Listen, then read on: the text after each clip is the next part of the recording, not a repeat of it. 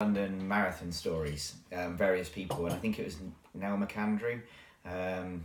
One thing that she said stuck out to me, that even if she got to the point when she was training for the third marathon that she did, particularly because she wanted to set a really good time. So again, she had a goal. But she also enjoyed it. It was like her release and her relax. I mean, she is a bit of a natural runner, which is fair enough. But she started saying that rather than sit down and have a cup of tea for 20 minutes as her relaxed time, like a lot of people do, busy day, okay, I've got 20 minutes, I'll kill it by a cup of tea and a book. She'd go for a run. She'd just throw her running trainers on and go for a run. So she'd bash out like 2.5 miles in 20 minutes. Probably a bit more actually, she's a bit faster than me. But the first thing is like, do you always only have 1 or 2 times a week? If you do, because there are a lot of people out there that are very busy, I would first of all, I'd say be very prepared. So make sure that your kit's ready. Make sure that your post workout snack, banana or whatever's ready, and also turn your bloody phone off. If you've got 1 or 2 times a week, right? And this is an important point actually. Because, it's true. Like, one of the things that's so important now is it almost seems more important to take a picture of what you're doing rather than doing it. And that's all good, hashtag at the gym, and that's great because that builds motivation. But it's a massive distraction. So if you've only got 1 or 2 times a week, the best use of your time is get in the gym, do something that you enjoy. But I would always err on the side of some form of strength resistance work.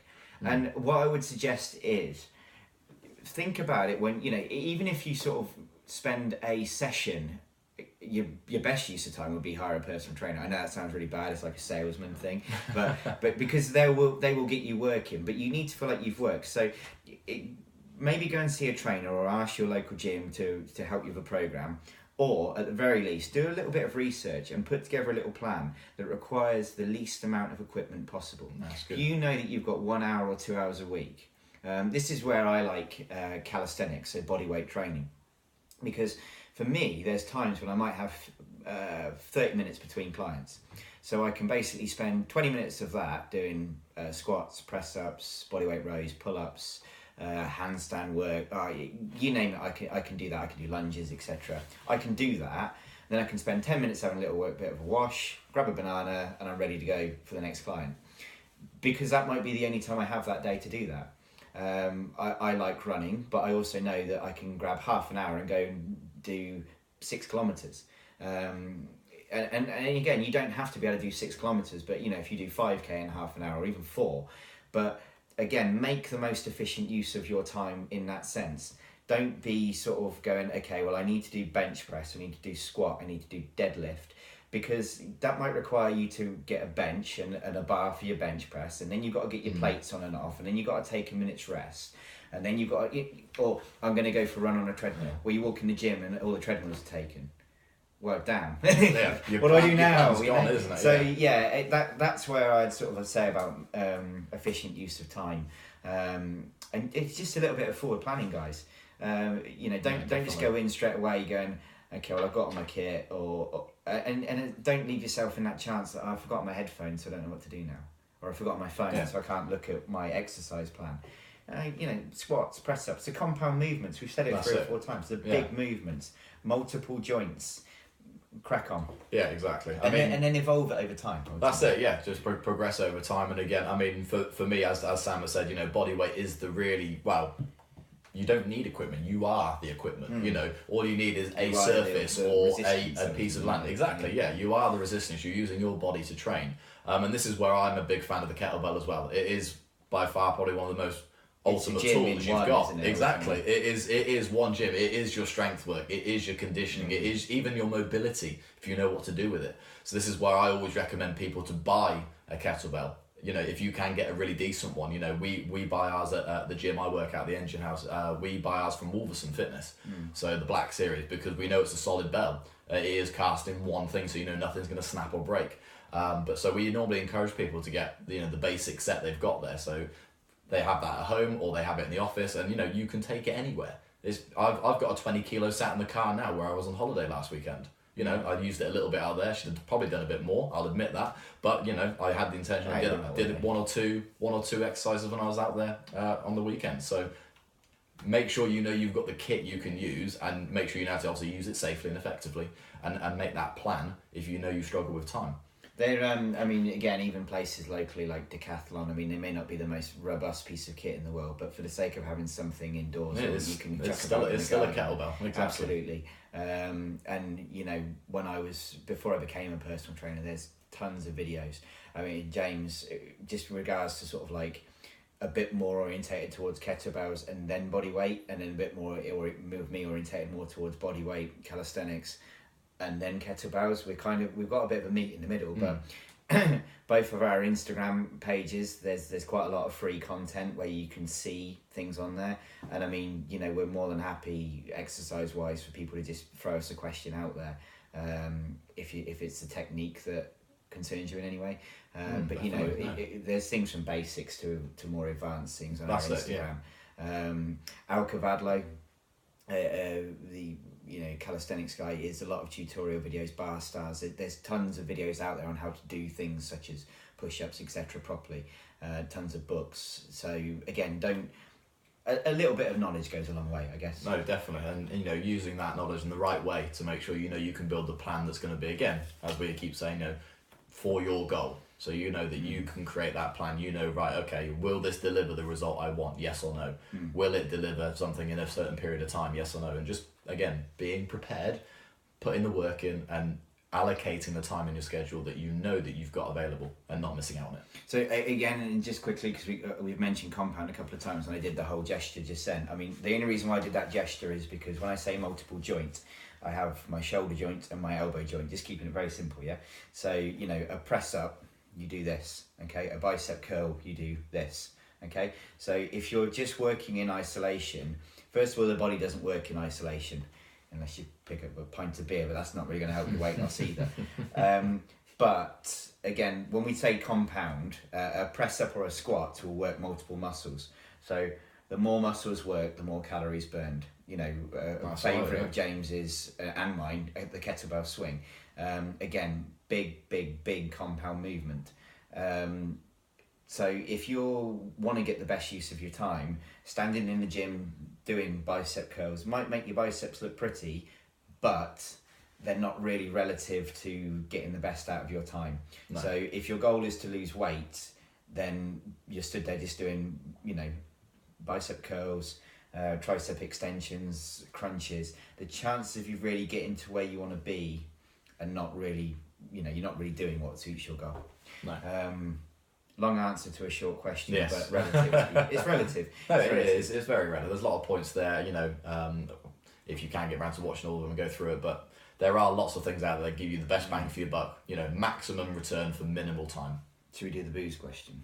The booze question? Yeah, it's, I know exactly where this has come from. Are some types of booze better than others?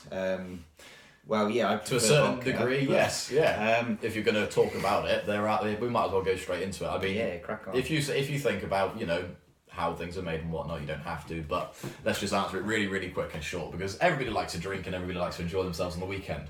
If you're going to have your beers, they're probably going to be a bit higher calorie than your spirits. Mm-hmm. It all depends. I mean, as Sam said, he likes his vodka, and I know he likes his vodka from past experience of nights out. And I was more answering the question: are there some types of booze better than others? But I suppose we're talking about it from a nutrition. Yeah, well, we'll talk about it from enjoyment on our side as well, because we're not perfect. You know, nobody's perfect in this world.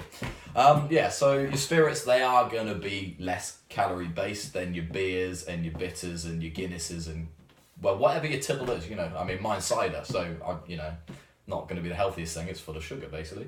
But I do like one every now and then. So, yeah, your spirits are going to beat your bitters and your beers and your ciders. So if you do want a less calorie drink, shall we say, I mean, they're all going to be fairly high calorie, because how many mixers they put in bars and stuff, you know, your gin and tonics or your vodka Cokes or your vodka Red Bulls, for example, if kids that want to get hyper. You're going to have elements of it, but your spirits are ultimately going to be leaner than your beer. Mm. So yeah, I mean, mixes is an important one there. So are some better than others? If everyone, you want to have an alcoholic drink and share the evening, etc. with people. So if we kind of go back to calories a little bit, generally from what I've often read is calories would be alcohol is 7 calories per gram. So remember we said about fats being 9, carbs and protein being 4. The difference is generally even junky food will have some nutritional value. Nutritional value being if you've got something very, very clean like an egg, if an egg's nutritional value is 70% good for you. This is a very vague explanation, so I apologise. And then we looked at something like a pizza that was like 5%. A slice of pizza relative to the same size of a fried egg is 5% good for you. Alcohol is like no nutritional value. No. So it's just kind of getting that out of the way first of all. So, I had 500 calories of alcohol, but I was still in calorie deficit. It doesn't really matter. No. That would be like, say, that's like sort of, you might as well have had an extra 1,000 calories of chicken and broccoli. That's a lot of chicken and broccoli. But you kind of get my point. That would actually have you some benefit. You'd be over your calorie limit, but your body will probably use that. So if we kind of like say some better than others, like to kind of steal James's point a little bit. If you had a pint of beer, that's a pint of 7 calories per gram of beer, if you like.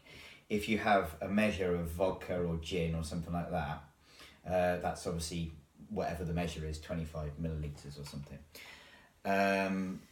If you then fill it up with Coke, not so good. If you fill it up with soda water or tonic, slimline tonic or something like that, chuck a wedge of lime in or something like that, now we're talking. Now we're starting to think, okay, can I have a few of these tonight and it be within a calorie deficit and I'll reduce the damage? That's thinking about it.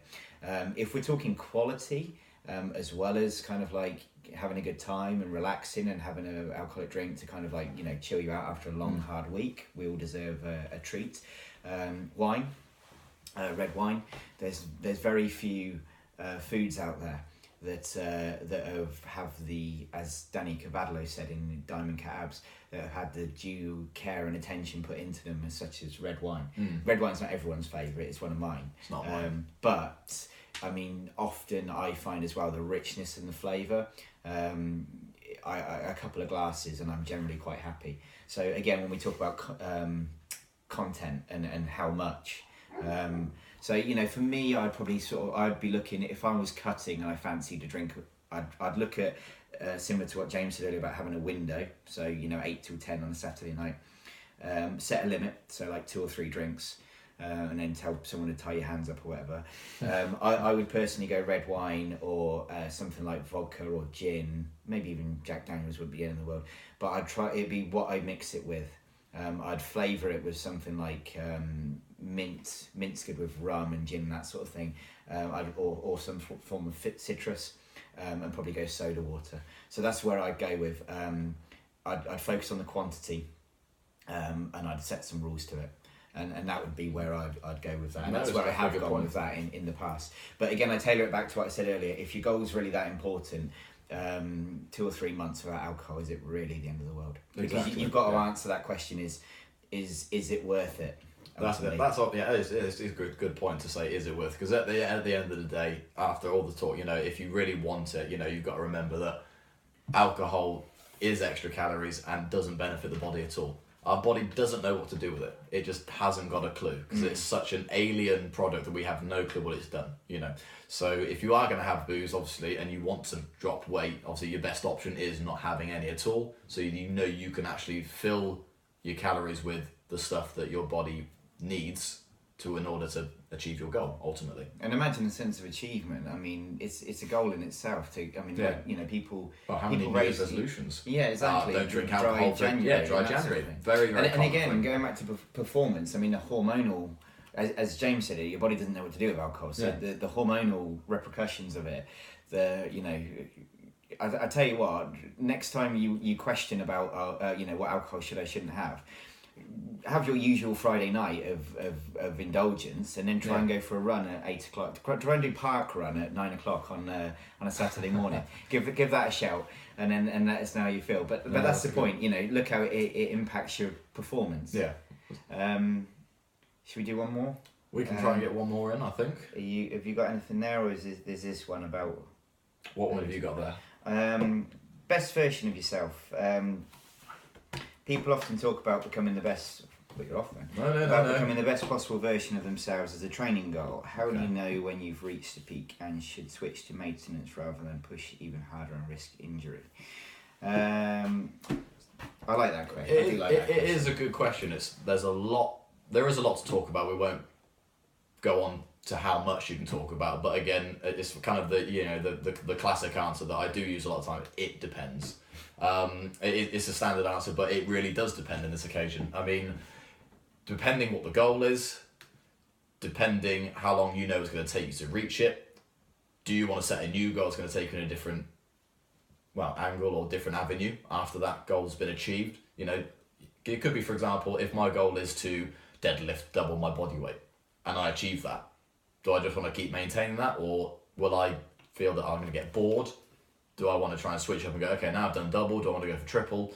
So I guess in terms of kind of, if you hit a goal and you want to maintain or push through, you've got to decide where you want to go next, because our minds always change. We do start to want different things as we do training. So for example, me, I know one goal that I set nearly 2 years ago was trying to do a handstand push-up freely without being against the wall.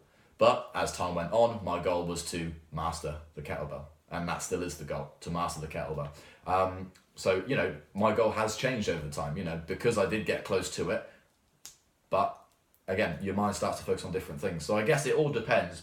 If that one goal you set is part of a bigger goal of being fitter, stronger, healthier, sexier, whatever you want to call it, and say, for example, double body weight is going to get you looking the way you want to look or feel or to perform, or again, you know, as Sam said, you know, if you're training for something specific, if it's a small part of a bigger goal, then obviously then you'd evolve it from there. But if that's the sort of the end goal, your mind might change, your mind might not. So I guess it depends how you feel with that goal that you set yourself. So I said something the other day actually on Facebook that a few people have commented on, and it's kind of like it's an Elliot Hulse thing that I've seen about becoming the strongest version of yourself, and I think and I know he means that in a mentally and health and physically, and I really like that. And somebody once said to me about being focusing on health is your primary goal. And the thing that I've said here is a path to true happiness, genuinely not caring what others think, is genuinely not caring what others think.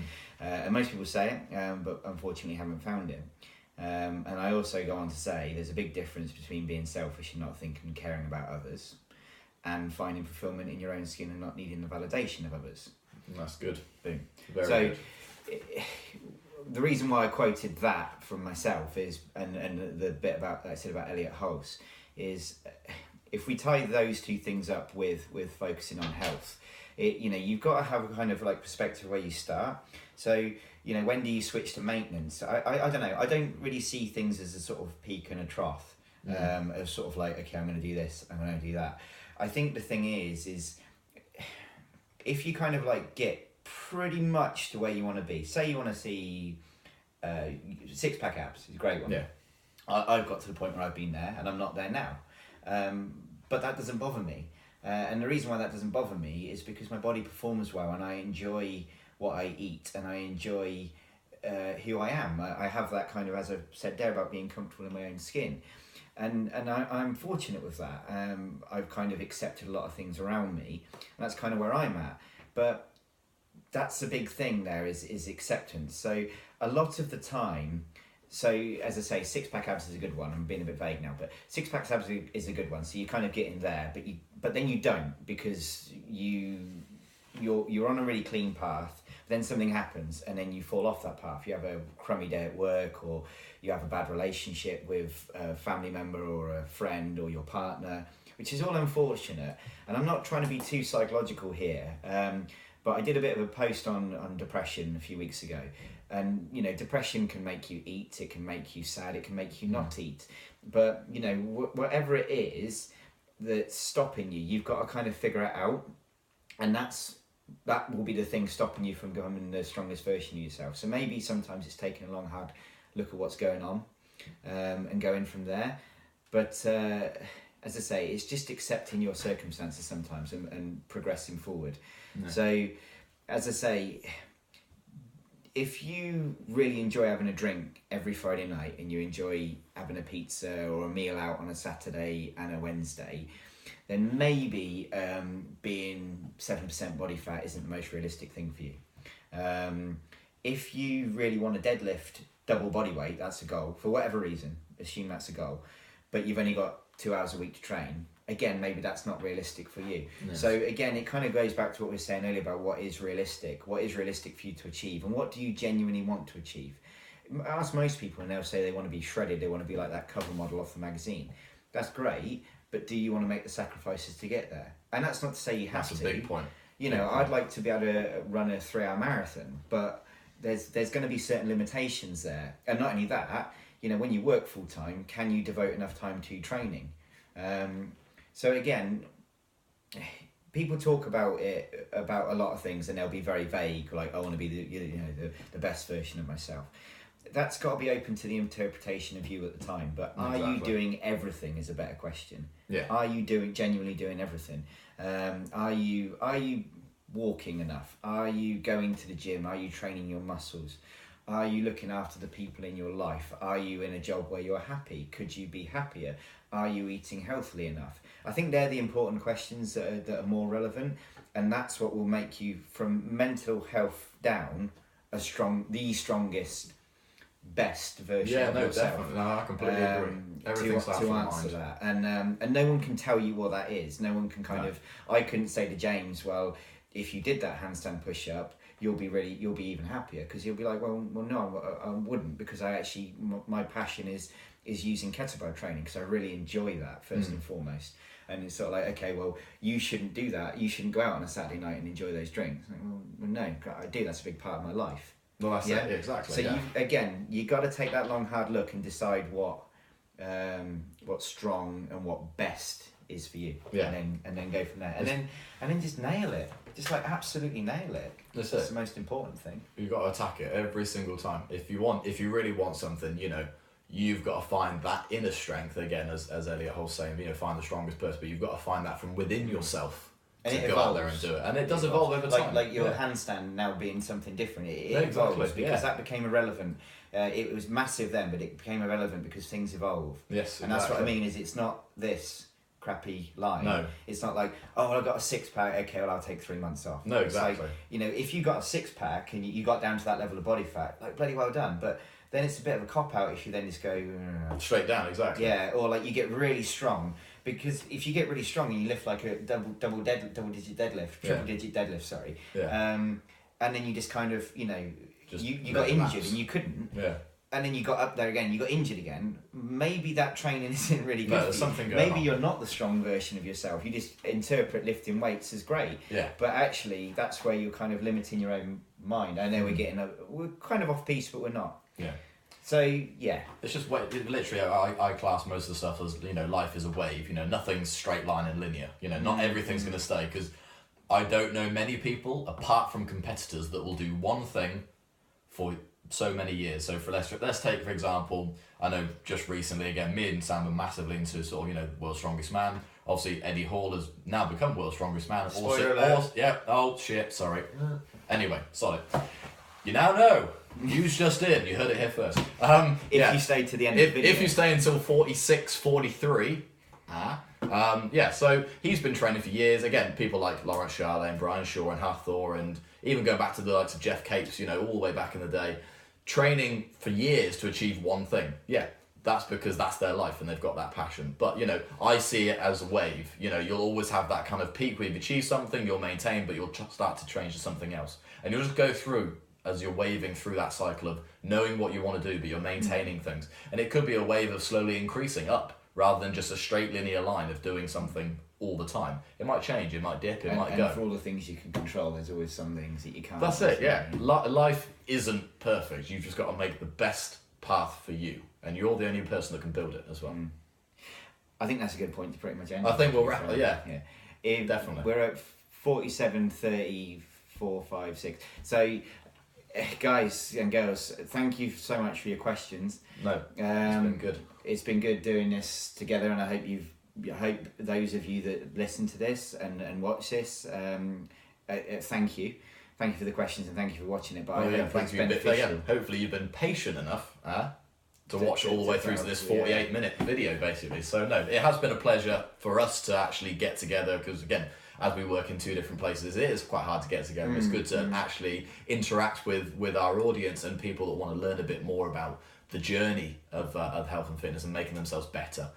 So it has been our pleasure to ask and answer questions that you've, again, pitched either on Facebook or in person, or stuff we've seen and been asked over the years, to be honest. You know, we've had lots of questions in the last 4 years that we've been kind of coaching people and training and been around gyms and fitness. So it has been a genuine pleasure to chat and go We will through. aim to streamline it a bit next time. We'll aim for 15 minutes next time and make it a lot quicker rather than Maybe 30, waffle on, realistic basically. goals, yeah. But again, I hope you can kind of engage our passion that we've got for this, because again, not many people make 48-minute videos of chatting about 6 questions. But we do generally have a passion for helping people, and we generally want to help you guys out there to become, again, as we said in the last thing, the best version of yourself possible. And message us if you want anything, if you need any questions outside of this answering, and we can do some mini videos. I'm certainly planning on doing more mini videos. Definitely, yeah. There's more to come video wise from us, more content that's obviously completely free. And in future, James and I individually and together will look to do some live videos. Yes, so you definitely. can obviously, we'll announce those ahead of time, and you can pop questions in as we go, and we can obviously take them off the screen, etc. But I think in a nutshell, again, thank you from me, and but again, thank you from me. It's been thanks great for watching. No, exactly, yeah.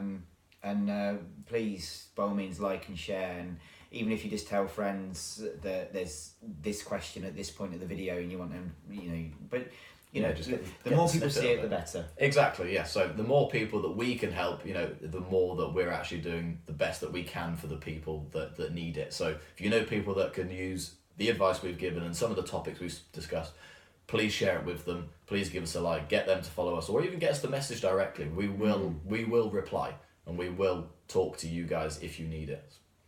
Game over. Perfect. We'll call it on there. So hope you've enjoyed it. Please let us know how you want us to ask any more questions or discuss anything further, and we will see you next time on the next video. Have a good day. Take Have a good care, weekend. guys. See you later.